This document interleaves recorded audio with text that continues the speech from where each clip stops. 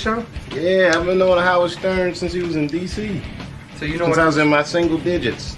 Dave Chappelle is here. He's a real funny comic. There's Dave Chappelle, funny guy. Oh yeah, yeah. You did play Robin in that sketch. I just remembered that sketch. I seen you in Montreal, man. But one time in his life, he had to play the part of a woman. Yeah. Only for my buddy though. Hey, Dave, you were the guy in Nutty Professor, the first one. With the big teeth and the hair. Yeah, I didn't even recognize you. I guess they dialed you up so much, I didn't even know that was you. You're the one who like goofs on Eddie Murphy in the audience. Right.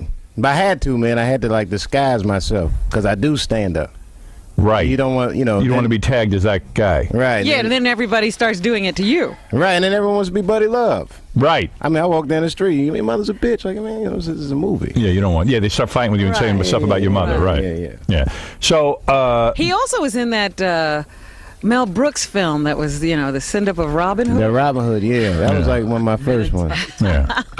I need the money, Howard. I seen your mind working. I would have done it too. Yeah. I understand. And what was that? What was it on MTV? You played Robin. On MTV, remember that? Elon Gold. Elon Gold. Right, that was funny. You were Robin, and they put big balloons in your chest so you'd have. Yeah, bosom. see, you're a hard person to parody though, like. Right. Especially for a dude. Right. Here's a I good. thought you did a good job. All right, just couple balloons. Here's a joke I heard on the internet. I'm just reading this because I want to get rid of the piece of paper. I thought it was kind of witty. Years ago, 100 white men chasing one black man across a field was called the Ku Klux Klan. Today, it's called the PGA Tour. Oh, See? That's a little Very play on good, that. very Now that's a remix of a Dick Gregory joke. That's right. You see, it all comes back again. See, you go back to comedy history. You know your history. Yeah. I listen to that stuff. By the way, Dave is 27 years old, a hot comedian on HBO.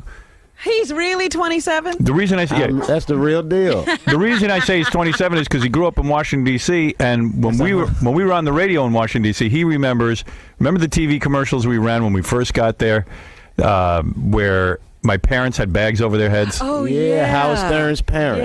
Yeah, and Bags on there. I remember. Dave was just a little kid when he saw those. Is that right? He remembers all them. that stuff. Yeah. We look younger than you. That's the funny thing. It's that showbiz, man. That's showbiz. You live in the rough life. What do? You party a lot and everything? Are you one of those guys that is taking advantage of your newfound fame? Nah, I can't. See, my girlfriend is pregnant. So. Yeah, what is with that? I mean, what is doesn't that? anybody have Well, a we wife had- anymore? It used to we be my had wife is sex. pregnant. Where did you get this girlfriend? Huh? In Brooklyn? In Brooklyn. Is that right? Yeah, I met her in New York. You can't.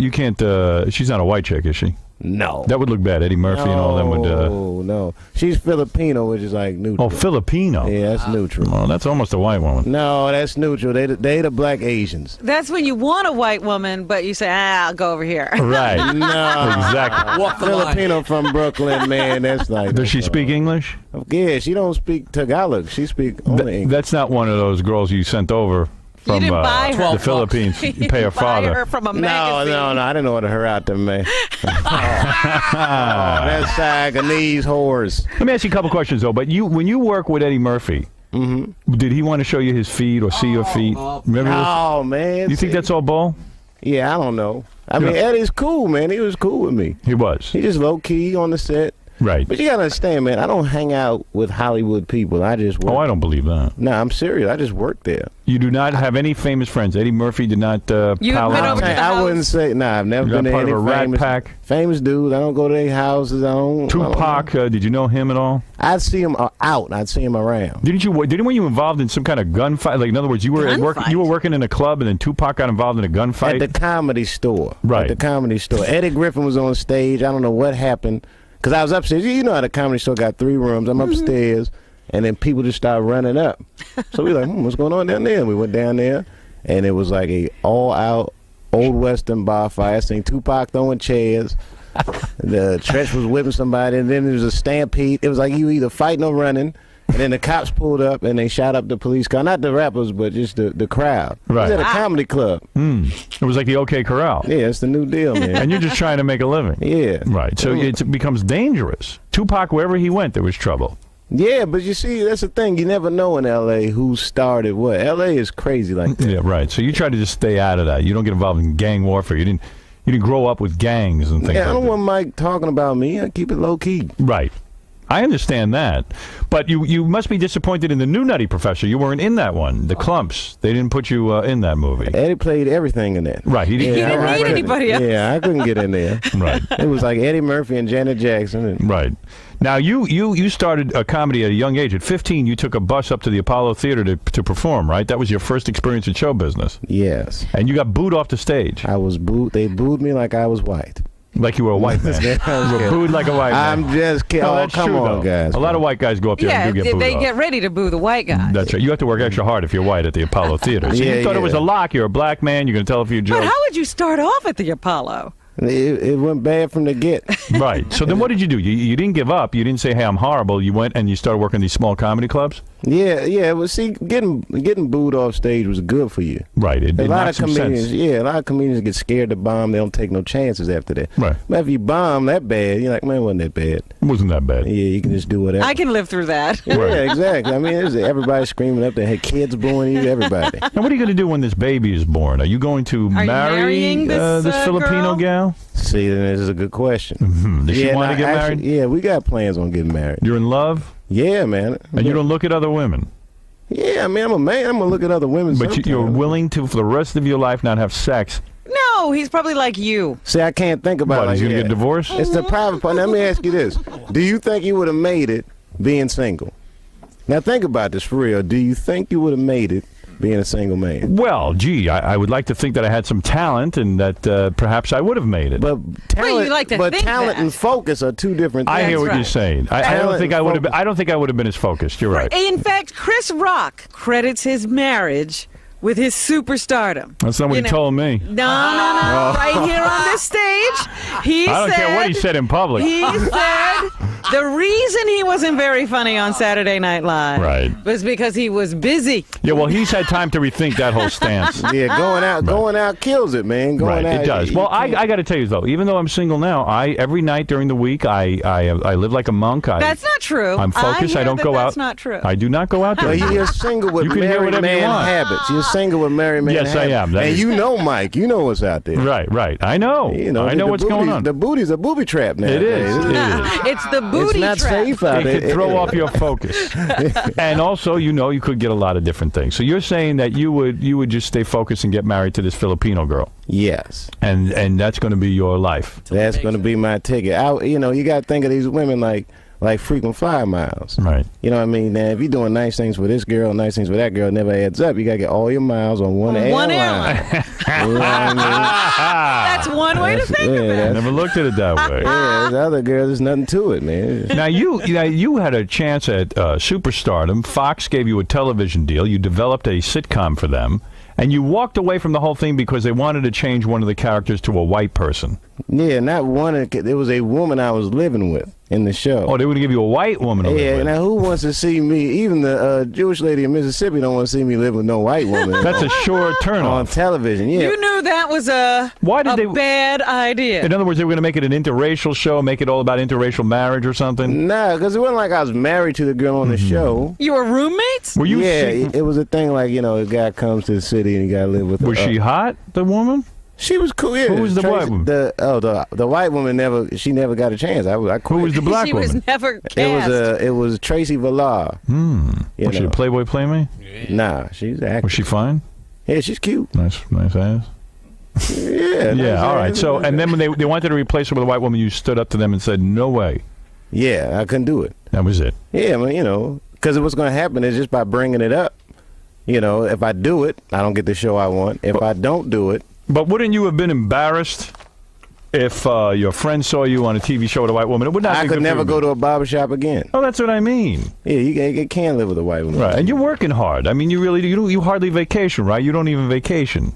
Well, I went on one vacation this year. It took me a while to figure out where I wanted to go. I wanted to go someplace different. I was going to go to Cuba at first. Cuba? Well, I met this girl, man. I asked her, what's it like in Cuba? And she's like, the people in my country are so poor. I know women who have sex with men just for chocolate. So it seemed like a good place to Yeah, go. I booked tickets for the day after Halloween. Like, I'm going So you Cuba have with lots a of bag. By the way, candy. the Philippines is a lot like that too. Oh, that's what they say. Yeah, that's why you got that But woman. she's from Brooklyn.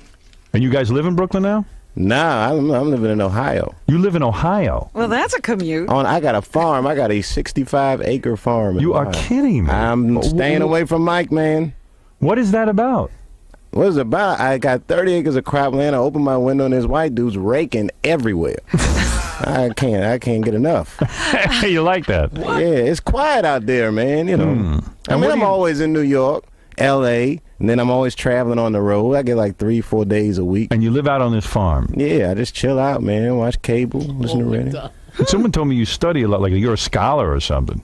You study history. Yeah, from television. Right. I saw a thing about Hitler on something. Oh, you watch the History Channel. Oh, the History Channel. You don't study history. That's nothing. You're just watching the History Channel. I get the Cliff Notes, man. The all every Hitler channel, everything. The all Hitler channel. Well, everything in the history. The only thing in history is Hitler. That's the only interesting thing. That was a bad dude to walk the earth. What did you think of him? Hitler? Well, Yeah. he killed 6 million Jewish people. I think it's safe to say he did not like Jews. Right. You could say that. I think it's a fair assumption that he didn't like blacks, although we didn't really make his speeches. That's right. Yeah, but he never put black people in concentration camps. No, he didn't. So maybe he's all right for you. Nah, I doubt that. Do you think he could? I don't think he would have liked black people. No, the black people would have went straight to the ovens. Yeah. You know, all you gotta do is put a DJ in the camp and hand out flyers. You don't. Something's going on to camp. You don't need concentration to know the black people would have been marched right in. Yeah. You wouldn't even have to concentrate.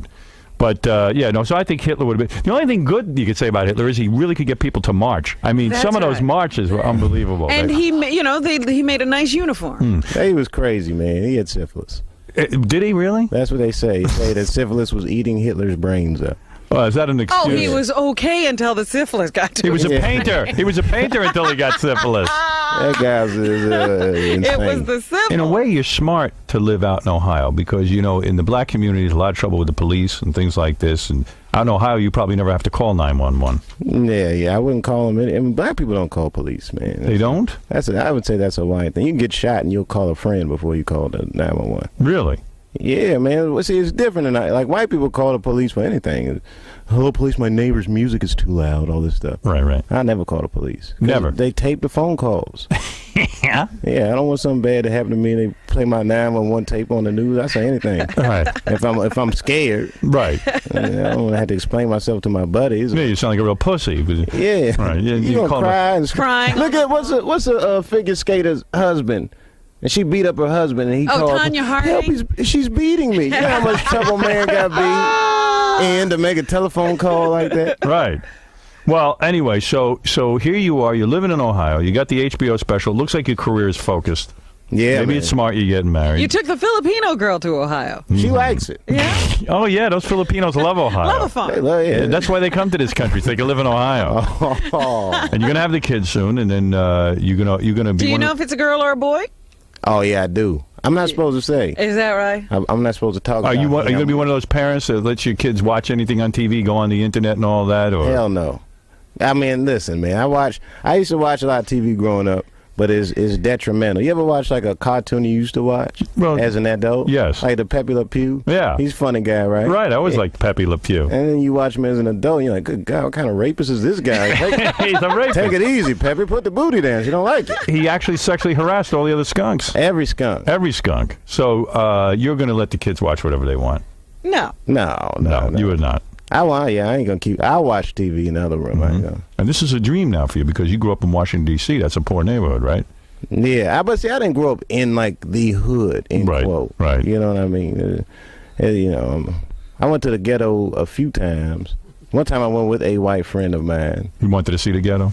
Yeah, we was buying some weed, but right. Field trip. Yeah, he was scared of it. Oh my God, Dave, is this area cool? Like, man, I'm scared too. It's a ghetto. What do you want from me? I see the same thing you see. Just because I'm black doesn't mean I'm comfortable here. It's dangerous. Not every black man is comfortable in the ghetto. Nah, I don't think any black. Yeah, I don't think the people that live in the ghetto are comfortable there. Got any sense? That's some circumstances. So white people just would assume you could be the tour guide through the ghetto and they'd be safe. Yeah, you ain't gonna see on Clarence Thomas in the hood. Like, right. I'm completely accepted here. Right, exactly. Well, Dave, I look forward to your HBO comedy special. I think you're funny as hell. Man, thanks for having me, guys. Good to see you again, Jack. And good luck with that foreign chick. I hope things work out. She's from Brooklyn. Yeah, that's about as foreign as it gets. So how did everything go in there, Dave? It was cool, man. It wasn't that painful? Nah, I've done radio before, but never like this, man. I didn't know what to expect, but it was real cool. All right, Dave, thanks for coming down. You guys, thanks for having me. Good luck with your HBO special. Hey, thanks. Everybody watch my special if you get a chance. All right. Me and my family. What's the name of your special? It's called Killing Them Softly, which speaks of the cadence of it. You know, if a comic does good, he says, I killed him. So I'm killing them. We talked about Blue Streak. I love that dude. He played a role in your life, I believe. How do you feel about him as a person, as an artist? Martin Lawrence is the guy that showed everybody you can make it from D.C. to Hollywood. And I had a personal stake in his success. Every time he did something, it made me feel inspired and really good. And he was always real nice to me. He'd sit me down, what's going on with you, baby boy? What? We'd talk about comedy, whatever. And, you know, when we did Blue Streak, we were promoting it, and Martin had a stroke. He almost died. And then after that, I saw him, and I was like, oh, my God, Martin, are you okay? And he said, I got the best sleep I ever got in my life. That's how tough he is. So let me ask you this. What is happening in Hollywood that a guy that tough will be on the street waving a gun, screaming, they are trying to kill me? Yeah. What's going on? Why is Dave Chappelle going to Africa? Why does Mariah Carey make a $100 million deal and take her clothes off on TRL? A weak person cannot get to sit here and talk to you. Ain't no weak people talking to you. So what is happening in Hollywood? Nobody knows. The worst thing to call somebody is crazy, is dismissive. I don't understand this person, so they're crazy. That's bullshit. These people are not crazy. They're strong people. Maybe the environment is a little sick.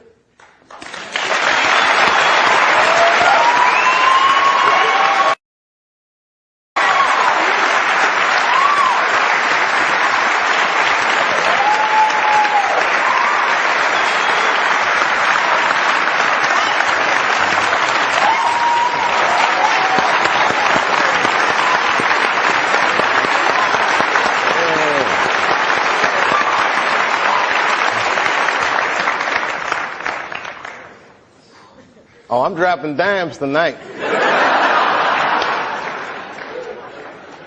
I've had a long year, Mr. Lipton. We're on our way. What did you mean, Dave, when you described your father's death in 1998 as the beginning of a terrible decline? I was 23 when I was doing Half Baked. I was getting ready to turn 24. And I was going through all the things that a dude goes through when it goes from one level to the next. I was starring in a movie that I wrote. So things start getting crazy around you. Yeah. And my 24th birthday was coming on August the 24th, and I said, this is going to be a big one. And the morning that I turned 24, phone rang, and my sister was like, Dad had a stroke. For the next year, I watched my father teeter on life and death. And it was just all this stuff, man. Like Dad was down, the Half Baked didn't come out the way I wanted it to come out. I was real upset about that. Because it was a real cool script, and then I saw it, I was like, hey man, you made a weed movie for kids. And it wasn't for kids, a script, you know. It was all these things, so much pressure. Africa. Then I was in Ohio. I get a call on my cell phone from Hollywood. I'm like, hello, Hollywood. They're like, hello, Dave. They're like, that pilot you did for Fox, looks like they want to pick it up. We need you to come out because they want to meet with you. And I was like, well, listen, I can't really come out right now. Got a real bad situation at home. Can we talk about this on the phone? No, they would rather meet with you in person. But you know, like the whore that they turn us into. I jumped on that plane and left my father's bedside, which I regret to this day. And I went out and I sat with these people in this room. And if you can imagine a large circle of people, and I was 12 o'clock, the black dude. Yeah, Dave, we really liked the show, but the pilot episode was about me getting booed off stage at the Apollo. They go, but what are we going to do about it? I mean, there's not really any white people in it. I said, well, it's about the Apollo. It's not really white. Well, we were thinking about the girl on the show. We didn't think she was that funny, not that good looking. I think we should recast her. Maybe, and they started using terms like universal appeal. Basically saying they want me to recast the girl with a white woman. I said, yeah, I don't think I can do this, and I quit. On the cover of Variety, Chappelle pulls the race card. The race card. And I get calls from Newsweek, 60 Minutes. Everybody, we want your story. Now I'm scared to death. I'm like Rosa Parks or something. I'm like, I'm not ready for this. I was just venting a little bit. And then, a few months later, Dad dies. And that's hard for a young dude in his life. That's a real tough loss. I was there when he died. And he went from being my father to what are we going to do with the body? Within moments, it was over. And I'm going through all this stuff, and this is the guy I would usually talk to, right? Dad. And I got to figure this out for myself. I don't want to figure this out for myself. I was beat down. I wasn't living right. You know what I mean? Like the weed thing was just a bad habit at this point. And you know what I mean? All these, chicken head girls you mess with when it comes with the territory. I'm just being real. Just being real. Just wasn't living right, man. I didn't feel good. And the stand-up stuff was just some angry stuff. It was just like I was kind of bottoming out. But when my dad died, because I've been commuting back and forth to Ohio so much, that's when I bought the farm, which I called the F*** you Hollywood farm. Did you stay in Yellow Springs for a while? I live there to this day. I live there to this day. I'm raising my kids there. Look, man, at that point in your life, it's something so real in contrast to what Hollywood is, a very powerful illusion. And when your dad died, it kind of just broke the spell. Like, oh, this is bullshit. Look, I've been spending so much time doing this. What about my family? What about my friends? Wait, whatever happened to my friends? Damn, I don't even have any friends. Ugh. So I bounced, man. New Year's Eve, 1999, I moved into that farm, and that was it. As far as I was concerned, I was done with show business. Martin and you, that when you play white dudes, I can talk like that.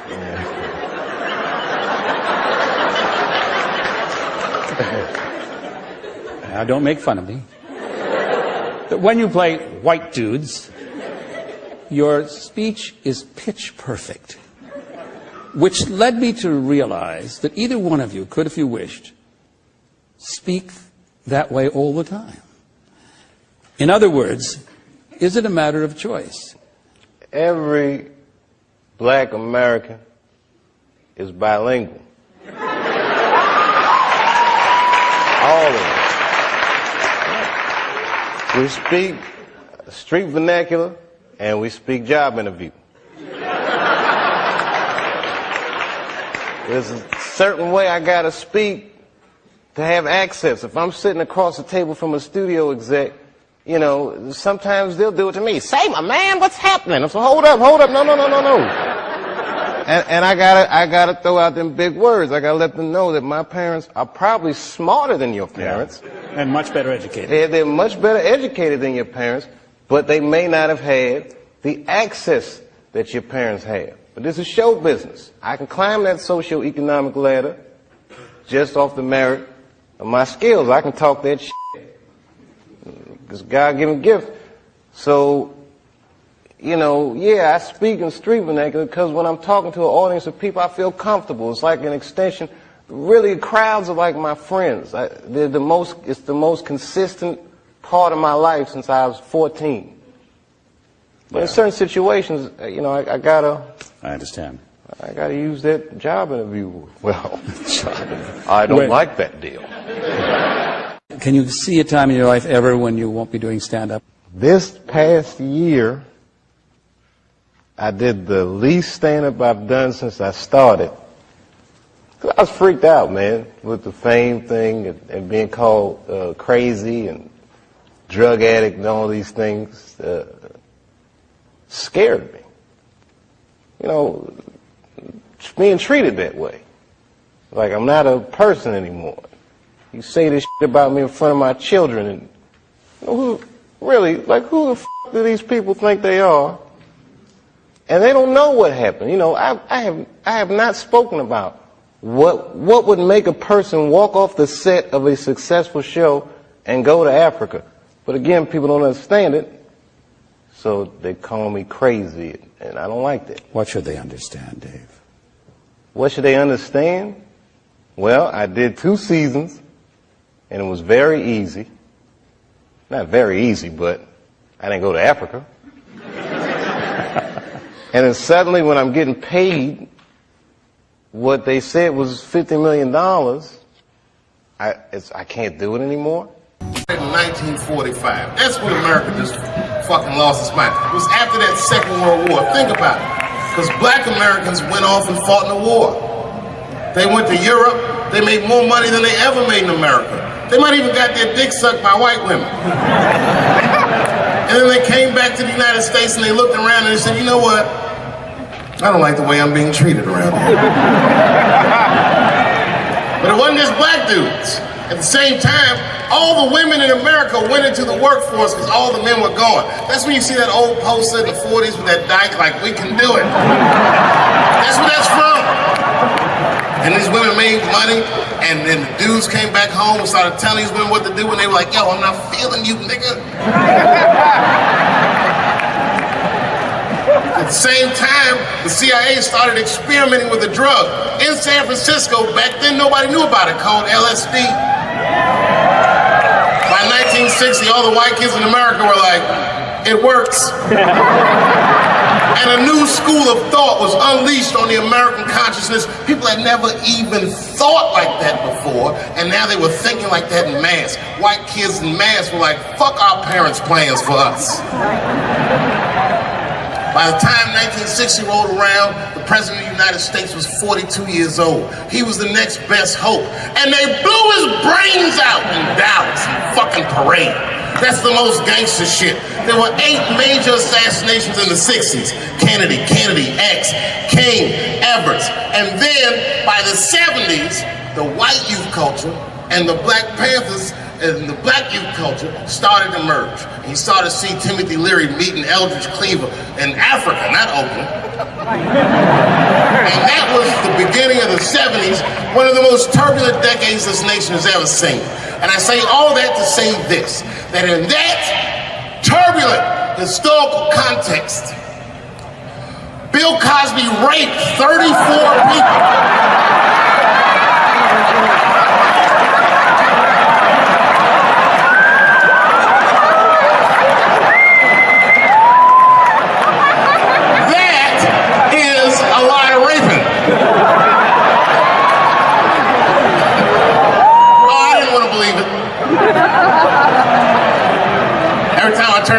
I saw another old woman describing one of these antique rapes. These rapes are old school. They'd be like, and then Bill Cosby pulled my bloomers down. Bloomers? I saw him peering through me through a large cloud of vagina hair. Vagina hair? I've seen that in years.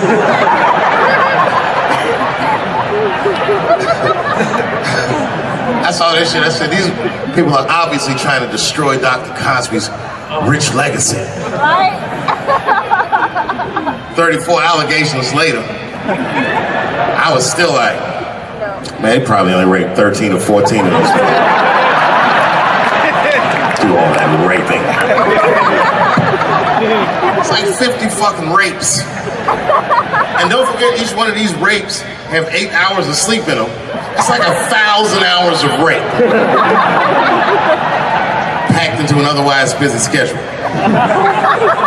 Short corporate rapes, that's what I support.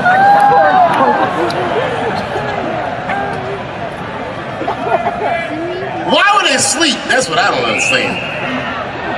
Why Bill Cosby making all these girls sleep? Like, look, man, I'm not even as famous as Bill Cosby was, but I know 20 girls I could call right now and be like, yo, come to my place for a drink, and I'm gonna put something in it, and you're gonna fall asleep, and I'm gonna fuck you while you're sleeping. And they'd be like, cool, nigga, cool. What time you want me to come over?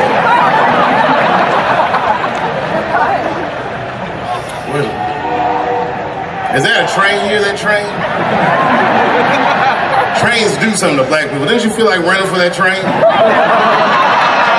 I've never been in a situation where I needed to. Something about being black, nigga, you just, when you hear a train, we'll see like, I've gotta go.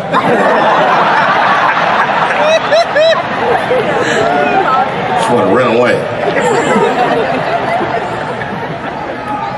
No, man, for real, it's not comfortable like it used to be. I don't know how transgender people beat black people in the discrimination Olympics. They did. If the cops shot this many trannies, you'd be like, it's a goddamn conspiracy. Right.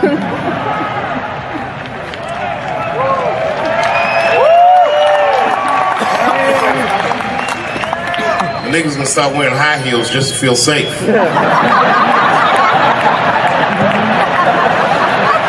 Problem, officer? Was my bag and purse all matched? Is there a problem?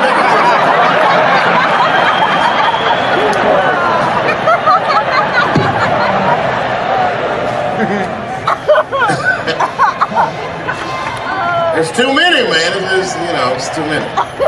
There was one good one in California where the lady got beat up in traffic. You see that shit on YouTube? Yeah. And they beat the shit out of her. You watch the tape, you be like, well, what did she do? Turns out she didn't even do anything. But the good news is the city of LA decided that the court should award her $1.5 million for pain and suffering. Which, if you know anything about money, is as much Marcos Maidana made to fight Floyd Mayweather the second time. It's pretty good considering this woman never trained a day in her life. You can see it in the tape. She didn't come to fight. She took too many shots. Punched her gut, she covered her gut, punched her face. She just wasn't doing it right.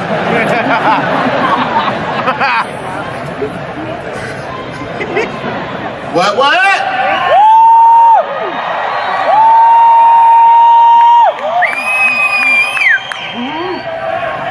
You know what's funny about being in San Francisco? First of all, the city's not even gay anymore. Gay people can't afford to live there. They just visit. Gay people got their money tied up in other shenanigans.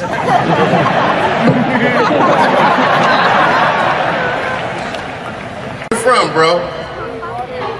Where? Canada? Well, all right, you can get off the watch list.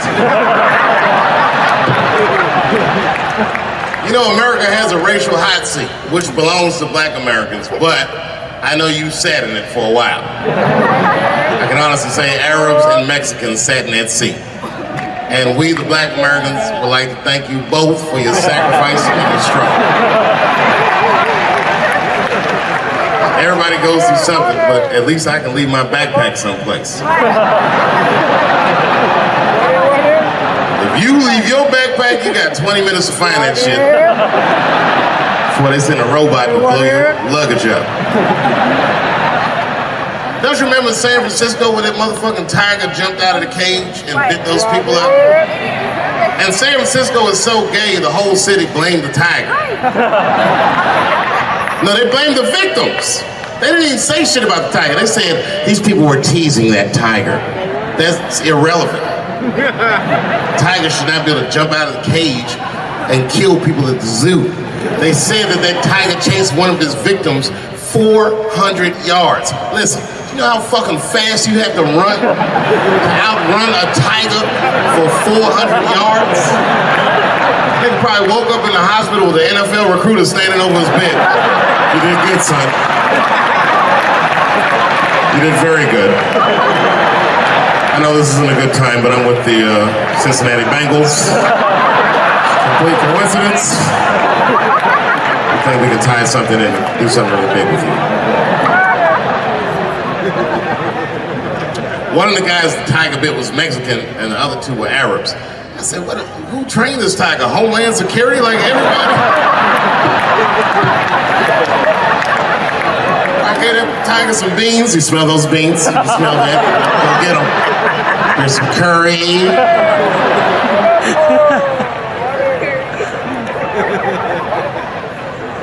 I see a lot of Indians in San Francisco. I always wanted to be in a Bollywood movie. Because Bollywood movies are deep, but at the end of the movie, no matter what kind of movie it is, there's always a dance number to make you feel better when you go home. Even if it's Precious. And then the movie Precious would just jump out of the coffin. I don't have AIDS.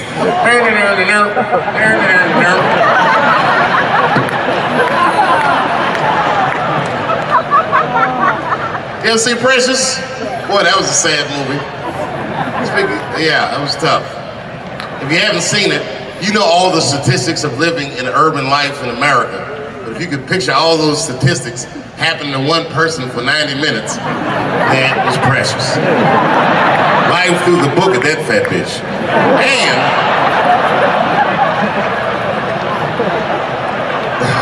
the music haunted me. Because the music was like, you know, like, I don't know, break beats or something.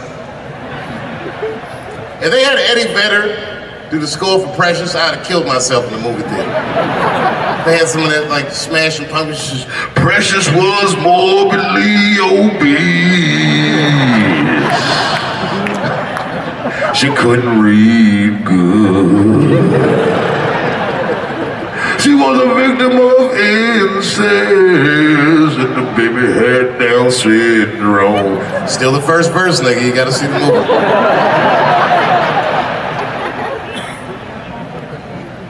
She caught AIDS at the end.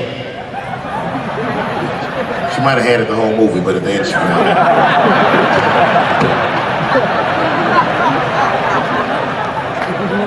That's one way to lose weight, you know.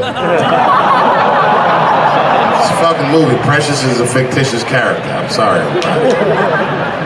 It's a fucked up movie. It was a fucked up movie. I got scared when I went to see Straight Outta Compton. And Eazy-E caught AIDS at the end. That shit freaked me out. Because I didn't know you could get AIDS from firing your manager.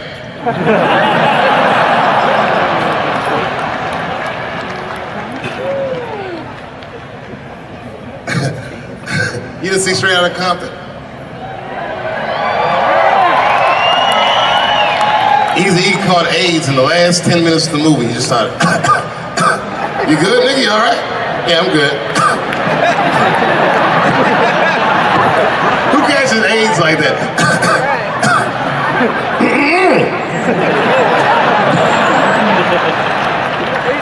AIDS does not sound like that. It's a racking cough. And AIDS weird that a disease came out of nowhere in the 80s that doesn't kill anybody but niggas, fags, and junkies. What kind of disease hates everybody that old white people hate? I think the government hid that shit in disco balls. Only fun people get AIDS. You never see that guy? I think I'm gonna stay home and read a book. That nigga never say, I think I'm gonna stay home and cook for myself. Yeah.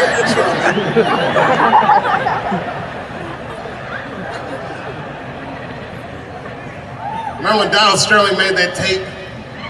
Said all those bad things about black people? That tape was fucked up. But that goes to show everybody, if you get old and white and racist in America, whatever you do, don't tell your black girlfriend about that shit, because that's who made the tape. She taped everything. The tape was embarrassing. He was like, stop bringing these black guys to my games. We were all listening like, well, how you gonna have a game without us? There's gonna be a lot of bounce passes and layups and that shit. And then it turned out the black guy he was speaking of was none other than Magic Johnson, NBA legend and billionaire. Unfucking believable. Didn't even mention the fact that he had AIDS, which is the first thing I would have said to my girlfriend. This guy must be very racist if AIDS is the footnote.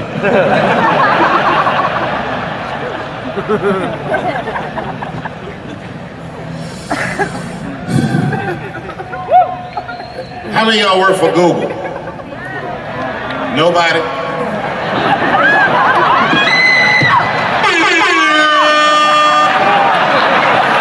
Thanks, Fuse. That air horn always pushes the joke through. You ever do something regular, but if you do it with the air horn, it sounds better. Like once I pulled my dick out at a New Year's Eve party. Real traumatic experience. I'd been drinking. It's really fucked up. I had to make all new friends. I did it on the 10 count. The motherfuckers was like, 6, 5. And I was saying to myself, what if I pulled my dick out? They said 3. And then I looked down and said, oh no, it's out!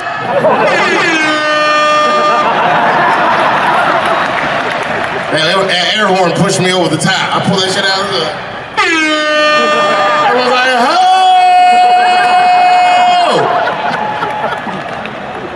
Man, when that nigga pulled his dick out, that really set the party off.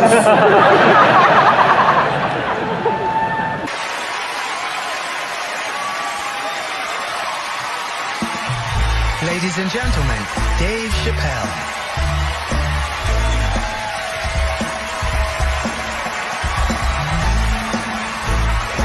Thank you.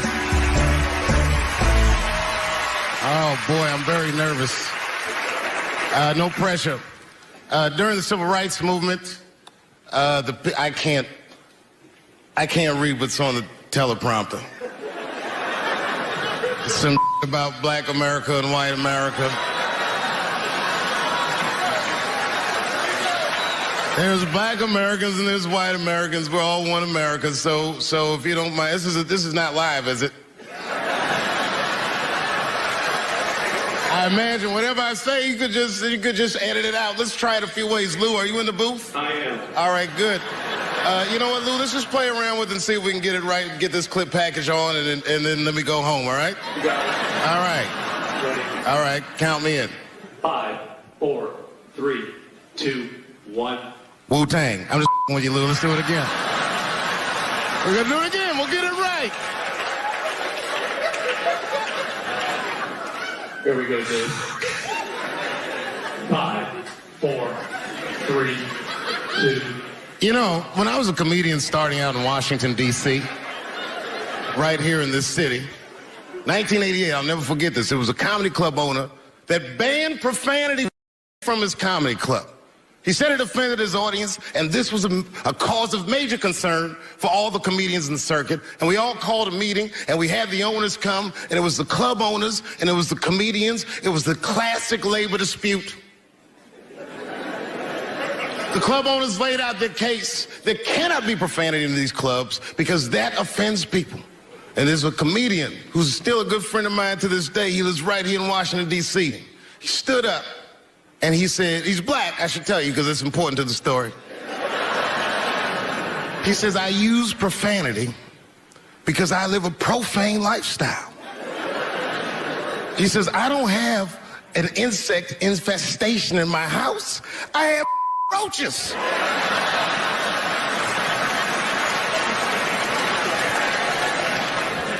My favorite comedians are like musicians, and the audience is their instrument.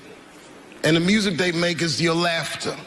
And that's the laughter that I scored my entire life to. So now, some of my favorite American comedic composers. Thank you. When I lose my job, I lose my man. Treat me like a dog. He called me a dog.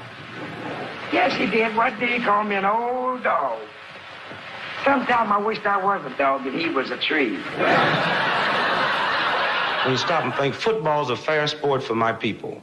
Only sport in the world a Negro can chase a white man and 40,000 people stand up and cheer him. See, in my neighborhood, the kids have a kind of a dubious reaction to that whole Santa Claus concept. They just don't believe that a white man will ride a reindeer through Harlem after midnight. In truth, white friend, it's you that all look alike. But look at the black people around you. We're all different colors. Black walnut, burnt almond, chocolate mocha, pecan, vanilla, yellow, mellow, light, bright, and damn near white. We come from the first people on the earth. You know, the first people on the earth were black people. We the first people had thought, right? We was the first one to say, where the am I? And how do you get to Detroit? I think maybe like 30 years ago, there was a woman that wanted to sing, and a black lady that sang opera, that wanted to sing. What was her name? Mary Anderson. And this place was like segregated, and they couldn't sing here. And here we are, like not even 50 years later, a 22-year-old black man on stage getting paid to hold his.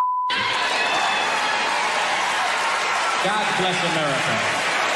I gotta go now. Y'all take it easy. Bye-bye.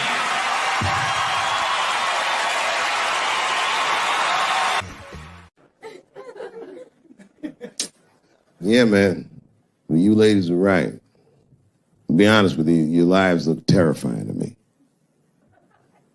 They do, man. I know nothing about being a woman, but I know fear. Yo, I used to live in New York when I was 17, and I couldn't even pay my bills. You know what I did to make money? I used to do shows for drug dealers that wanted to clean their money up.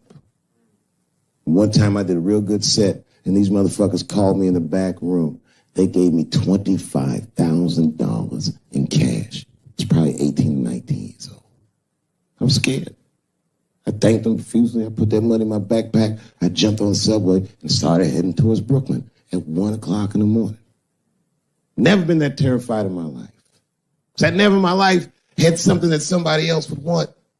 I thought to myself, Jesus Christ, if motherfuckers knew how much money I had in this backpack, they'd kill me for it. Then I thought, holy shit. What if I had a pussy on me all the time?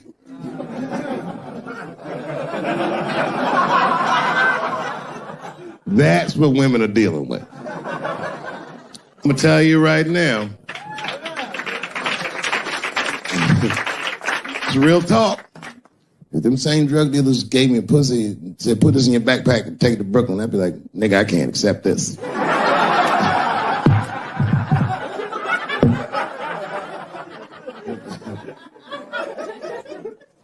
I empathize, man, you know. Everybody gets mad because I say these jokes. But you understand that this is the best time to say them. More now than ever. And I know there's some comedians in the back. Motherfucker, you have a responsibility to speak recklessly. Otherwise. New York Times said that Louis C.K. jizzed on his own stomach. You know, I've busted a lot of nuts in my day. None of them were newsworthy. Shit was really gross, because they didn't just say it like I said it. They didn't just say jizz on the stomach. They said it in that fucking Pulitzer Prize winning style that the New York Times has. It was very descriptive, like, you know what I mean? Louis C.K.'s semen shot out like a volcano of misogyny, slowly drizzling down like lava, covering his freckled penis as it slowly dripped to a fiery crown of red hair. Jesus Christ, I'm trying to eat some huevos rancheros and these niggas is...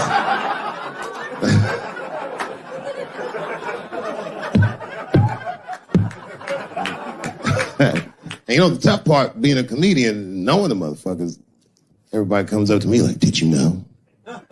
Did you know what Louis was doing? No, bitch, I did not know.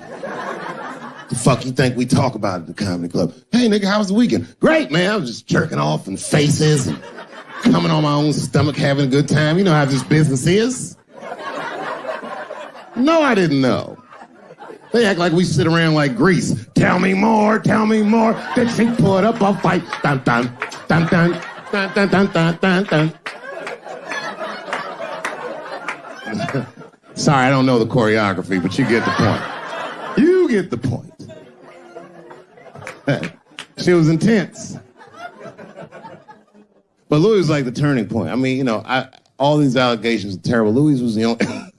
I shouldn't say this, but fuck it. His allegation was the only one that made me, like, laugh. If you think about it. Because all his friends is reading it, and he's jerking off, and he's surprising people. He's surprising me.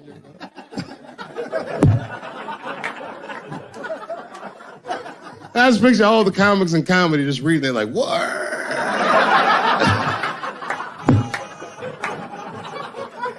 It's terrible. I know it's terrible. I'm sorry, ladies. You're right. You are right. But at the same time, I mean, you know what I mean? I don't know. Jesus Christ, they took everything from Louis. I was like, I don't know, it might be disproportionate. I can't tell. I can't tell. This is like where it's hard to be a man. One lady said, Louis C.K. masturbating in front of me ruined my comedy dreams. Word? Well, then I dare say, madam, you may have never had a dream. Come on, man, that's a brittle spirit. That is a brittle-ass spirit, nigga. That shit is too much. This is a grown-ass woman. You know what this shit is like? It's like COINTELPRO. You know what that is? It's a program that the FBI had under J. Edgar Hoover. In this program, one of the many things they did was they would track the sexual habits of anyone they considered an enemy of the state. It was a live button. That's why they got all these fucking sex tapes of Martin Luther King fucking bitches. But lucky for us, he actually had a dream. You think if Louis C.K. jerked off in front of Dr. King, he'd be like, I can't continue this movement. I'm sorry, but the freedom of black people must be stopped. I didn't know this nigga was gonna pull his dick out and jerk off like this. I just thought we were gonna get a couple of drinks and chill. Show business is just harder than that. Them women sounded like, I hate to say it, they sound weak. I know it sounds fucked up, I'm not supposed to say that, but one of these ladies was like, Louis C.K. was masturbating while I was on the phone with him. Bitch, you don't know how to hang up a phone?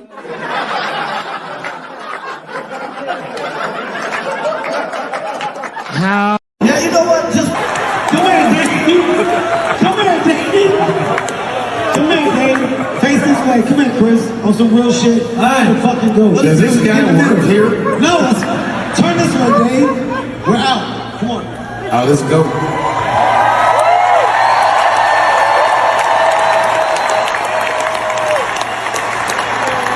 Hey guys, you can't make history without people at the end of the day. Kevin, wait. What? My tequila? Is this your tequila? Yes, Dave, it's my tequila. Yes, Dave. Dave, don't let, no, Chris, give it to the handler. Get the fucking goat to the goat trainer. No, give this nigga to me. No, I'm not gonna do that. Sir, get the fucking goat from Dave right Look now. how easy this goat comes with me. No, sir, get this goat away from Dave, please.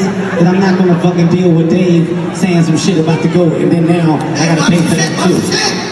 And don't hold the goat by its pussy like that. That's never what I'm going to do.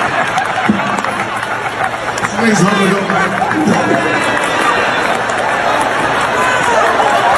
Come here. Don't you dare disrespect that goat like that. Come on. Here, Chris. Boy, I had a lot to drink. I gotta tell you. Dave, here. Here. Here.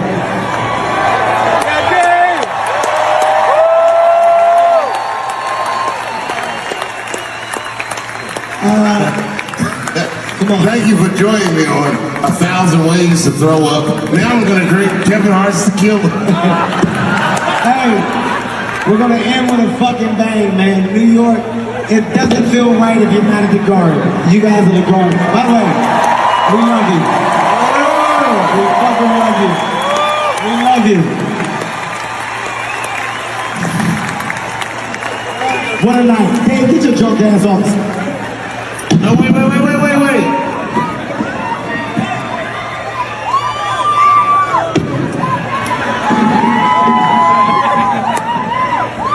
I want to say one thing.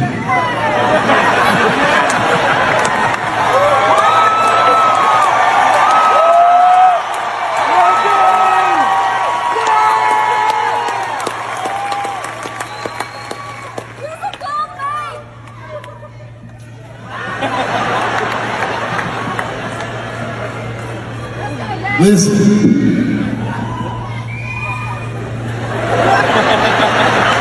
Stop doing that. The night that I got tackled, I did a set, and I called it the Lunatics Manifesto. I swear to God, I'll never do that set again. Got tackled after I performed that set, and then right after that, a lunatic shot up Tops Market in Buffalo, killed 10 black people just because they were black. And what the fuck are we doing in our country? Tonight, being with these guys means the world to me. They try to cancel people, but you have to understand something. You have to understand something. I've been doing this for 35 years. 35 years. Comedians, you go to their birthday parties, you go to their weddings, you go to their babies' fucking baby showers. We go to each other's funerals. If someone like Louis fucks up on the street, I could care less. That's my friend, and I always hope to see him again. This cancel culture, I get it. I want justice too. But my man, these men and women that do stand-up comedy have a culture. It'll be very hard for you to understand. And I've said it before, each and every one of you, no matter what you believe, has a champion in our room. And we would never silence each other. And when my brothers call me, I come running. Make some noise for a show that used to cost $8. It's in Madison Square Garden tonight. Chris Rock, Kevin Hart, and Dave Chappelle. Thank you very much. And good night.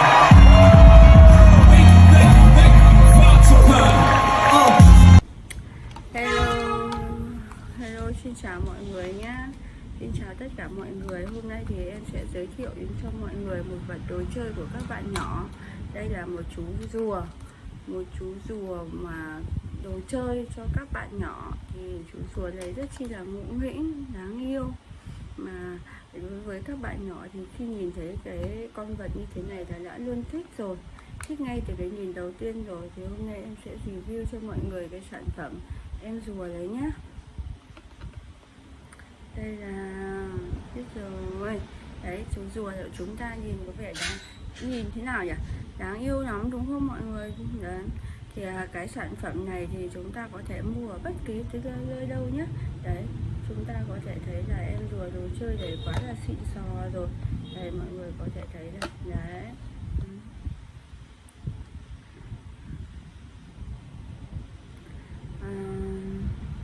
Đồ chơi trẻ em thì an toàn. Đồ chơi trẻ em an toàn là một chú rùa con này nhá. Mọi người có thể thấy rùa con vui vẻ. Chúng ta sẽ đặt cho em nó cái tên là rùa con vui vẻ nha. Thì đồ chơi trẻ em rùa con vui vẻ được thiết kế với cái thân hình là một chú rùa con rất vui tươi. Trên lưng con rùa có những cái mai rùa.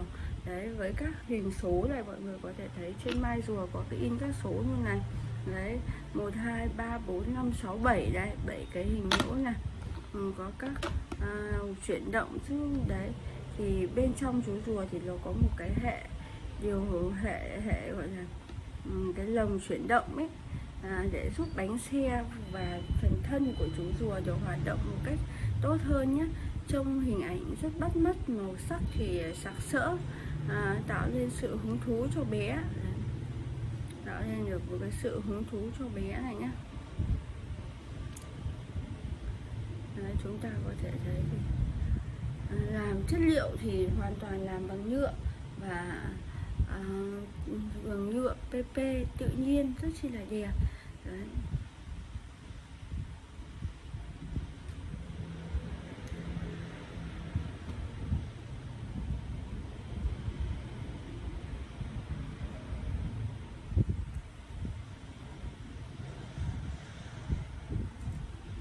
Cái chú rùa này thì đã rất chi là đẹp rồi này, thông minh, đẹp đẽ này,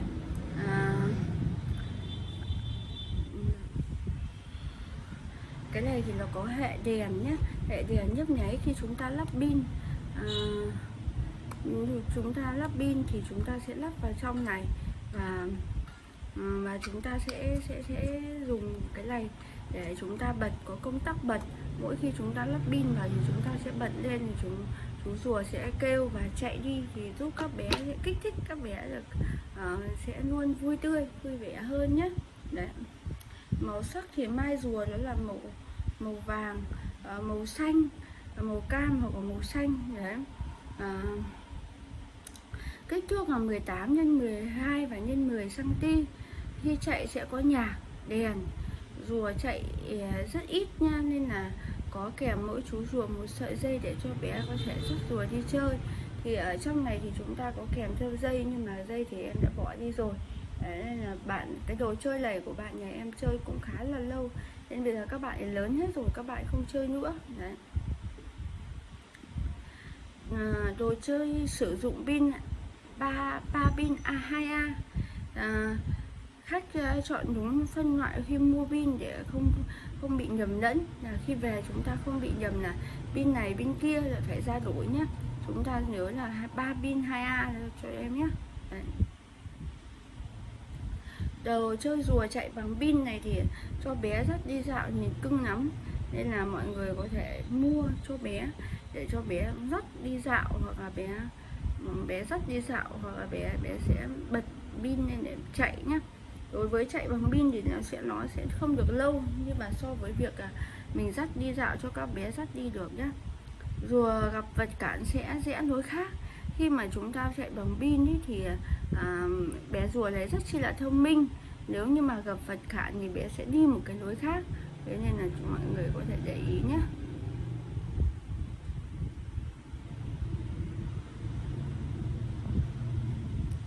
Rùa thì phần lưng sẽ phát sáng và có tiếng nhạc rất vui tai. Đấy, để cho mọi người xem thử là cái này thì nó đang bị hết pin. Nếu mà có pin thì em sẽ bật pin lên cho mọi người xem đấy.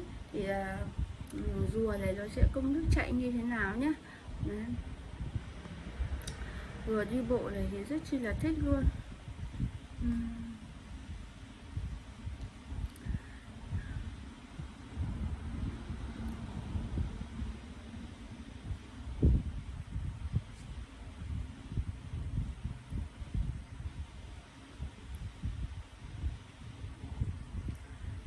Những sản phẩm từ rùa này thì các bé rất chi là thích những con vật ngộ nghĩnh như thế này. Thì chúng ta có thể mua cho các bé về chơi, làm đồ chơi cho các bé được ngoan hơn, thích hơn nhé. Đấy.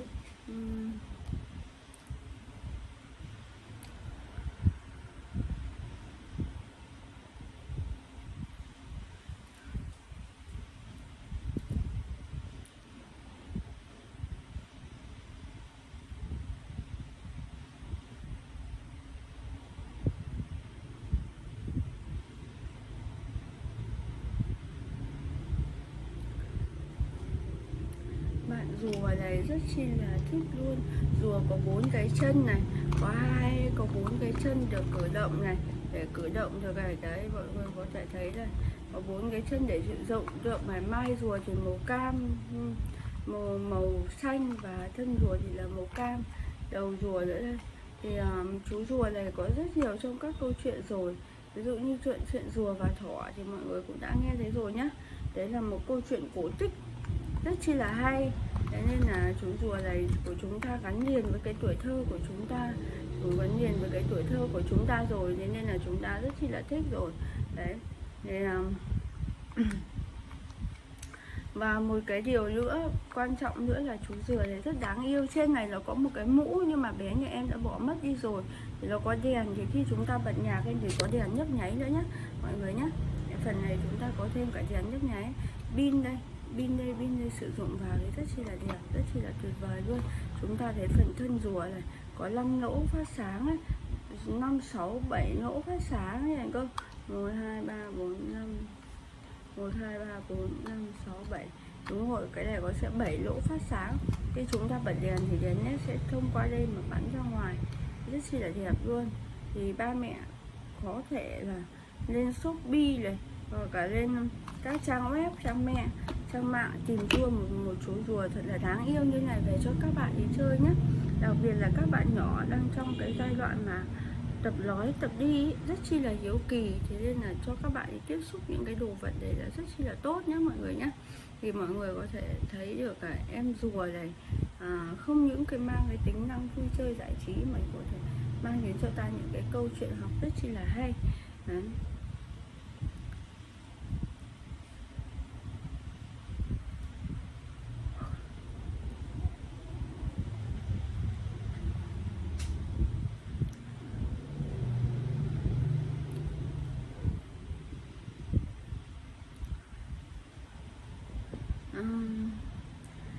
Giúp và ngoài ra thì hình rùa này còn giúp bé nhận dạng là một số màu sắc và cũng như là khái niệm cơ bản của bé và vừa học vừa chơi. Đấy, ví dụ như chúng ta có thể hỏi, cũng là một con rùa như này, nhưng chúng ta hỏi là bạn Ánh ơi, con rùa này có mấy chân, hoặc là bạn Ánh ơi đây là màu gì. Đấy, những cái câu hỏi mà để chúng ta có thể vận dụng vào cái bài, giống như là những cái vận dụng vào để bé vừa học vừa chơi này. Những bạn nhỏ sẽ có giờ phút vui chơi vui vẻ khi tìm thấy được những cái chú rùa ẩn giấu sâu dưới vai của mẹ. Sau đó thì chúng ta sẽ cùng các bạn ấy tìm hiểu xem là con rùa này có những cái màu sắc như thế nào, những cái hình ảnh và màu sắc ra làm sao, để chúng ta hãy cùng xem nhé. Thì chú rùa này thì đa màu sắc, màu xanh ở chân này, màu xanh dương ở chân, màu cam ở bụng này, màu cam ở bụng và màu xanh lá ở trên kết hợp với cả màu trắng. Đấy, tất nhiên là đẹp luôn. Thì mọi người có thể thấy là để tạo ra một cái hình dung màu như thế này thì các chú rất chỉ là vất vả. Thế là chúng ta nên trân trọng những cái sản phẩm như này nhé. Thì video của em đến đây đã kết thúc rồi. Vì mong mọi người về nhà sẽ không mắng các bạn nhỏ khi bị làm hỏng chú rùa, và cũng cùng với các bạn ấy thì cùng học tập với cái chú rùa đấy nhá. Bye bye.